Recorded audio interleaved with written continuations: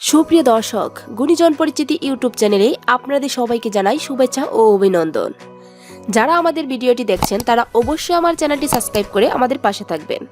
আজকে আপনাদের জানানোর চেষ্টা করব বাংলাদেশের ইসকনের প্রখ্যাত নেতা প্রভু চিন্ময় কৃষ্ণ দাস সম্পর্কে।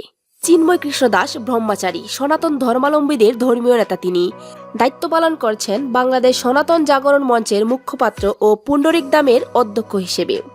নিজ ধর্মের মানুষের কাছে যিনি চিন্ময় প্রভু নামে পরিচিত। জানা যায় চিন্ময় দাসের পারমার্থিক জীবনের শুরু হয় মাত্র 6 বছর বয়সেই। ছোটবেলা থেকেই হিন্দুদের দেবী কালীর প্রতি ছিল তার প্রচন্ড ভক্তি।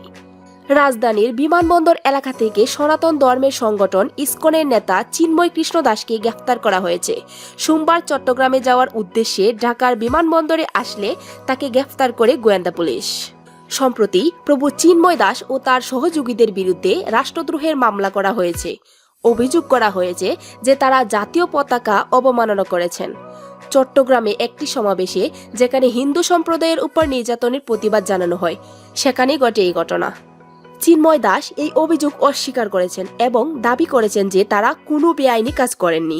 তিনি আরও বলেন, এই মামলাটি রাজনৈতিক উদ্দেশ্য প্রণোদিত এবং তাকে হেয় করার চেষ্টা করা হয়েছে। চিন্ময় দাসের মামলার পরিণতি এবং তার ভবিষ্যৎ কর্মকাণ্ড জানার জন্য আমাদের চ্যানেলটি সাবস্ক্রাইব করুন। এই ভিডিওটি যদি আপনার ভালো লেগে থাকে তাহলে লাইক দিতে ভুলবেন না, আর কমেন্ট করে জানাবেন চিন্ময় দাস সম্পর্কে আপনার মতামত কি।